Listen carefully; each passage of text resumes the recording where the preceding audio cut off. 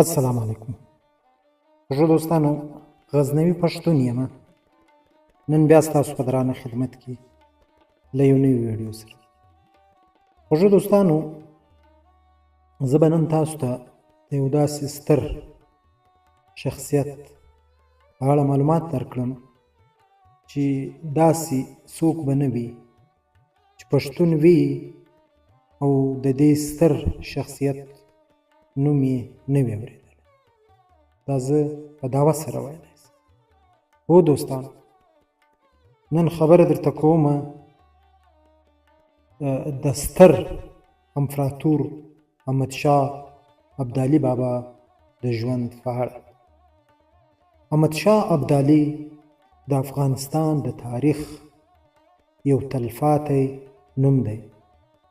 یو داسې باچا چې نه یوازې یو هیواد جوړ کړ بلکې یو ملت یې راویښ کړ. احمدشاه بابا د زمان خان زوی، د دولت خان لمسی او د سرمست خان کړوسی و. په 1923 میلادي کال کې په ښکلي ښار هرات کې نړۍ ته سترګې وغړولې. مور یې زرغونه نومېده، یوه هوښیاره، پوهه او با تدبیره میرمن وه چې له کوچنیوالي یې د احمدشاه بابا روزنه او پالنه په ډېره مینه کوله. کله چې د نادر افشار واکمني راغله، احمدشاه بابا هم د هغه له فوج سره یو ځای شو. نادر افشار د ده میړانه، صداقت، هوښیارتیا ته پام وکړ او ډېر ژر یې د پوځ د مهمو برخو مشري وروسپارله. خو کله چې نادر افشار د خپلو سرتیرو لخوا ووژل شو، احمدشاه یوازې 25 کلن و. خو تجربه، جرأت، تدبیر د یو پیاوړي مشر و.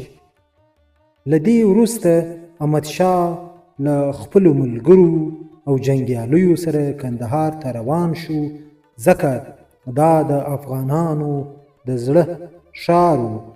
هلته د ټولو قبیلو مشران راټول شول، د شیر سرخ زیارت ته ولاړل او یوه لویه جرګه یې جوړه کړه. هر مشر غوښتل چې باچا شي، خو د پیر صابر شاه کابلي د یو الهام بخښونکي وینا وروسته ټولو ومنله چې احمد خان د پاچهي لپاره تر ټولو وړ کس دی. د تاج پر ځای د غنمو وږی د ده پر سر کښېښودل شو او په همدې شیبه کې احمد خان د افغانستان باچا شو. هغه څوک چې وروسته د احمدشاه دراني او احمدشاه بابا په نومونو مشهور شو. احمدشاه بابا د تاج پر ځای پګړۍ تړله، پر تخت نه بلکې پر فرش کښېناسته او د هرې پرېکړې نه مخکې د ولس له مشرانو سره مشوره کوله. ده وویل موږ باید قبایلي اختلافات پرېږدو او د یو ملت په توګه د افغانستان د خاورې د ساتنې لپاره یو موټی شو. د همدې یووالي برکت و چې افغانستان یو ځواکمن دولت شو. احمدشاه بابا د هند له مسلمانانو د فریادونو غږ واورېد. کله چې د مرهټیانو ظلم زیات شو، د اسلام د ملاتړ لپاره هند ته ولاړ او په 1961 کال کې یې د پانیپت درېیمه جګړه وګټله. دا بریا د ټولې اسلامي نړۍ د ویاړ لامل شوه. احمدشاه بابا نه یوازې یو ستر جنګیالی و بلکې یو دین پالونکی، عادل، شاعر او عالم هم و. هغه به د پښتو او دري ژبې شعرونه ویل او د علم او ادب مجلسونه به یې جوړول. ده هیڅکله تعصب نه درلود. د مذهب، ژبې، قوم له مخې د ټولو خلکو درناوی یې کاوه. په خپل لنډ خو بابرکته ژوند کې یې داسې کارنامې ترسره کړې چې د تاریخ په زرینو کرښو کې لیکل شوي دي. د یو تجربه شوي هیواد متحد کړ،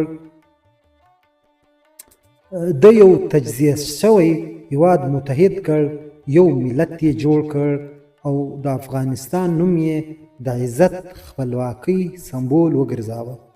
له همدې امله د افغانستان هر زلمی او سپین ږیری هغه ته د درناوي او مینې له مخې بابا وایي، ځکه چې هغه زموږ د وطن د یووالي، غیرت او ازادۍ بنسټګر و.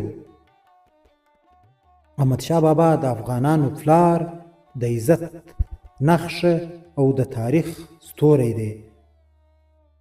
دوستانو، ما یو خبره تقریبا زه فاره ویډیو کې وکړم چې یو څه کسان داسې وي چې که پر هغو باندې موږ 15 ګنټې ویډیو وکړو یا 15 نه بلکې ټوله ورځ یا ټوله شپه پر وغږېږو، هم هغه وخت د هغو لپاره کم دی، د هغو شخصیتونو.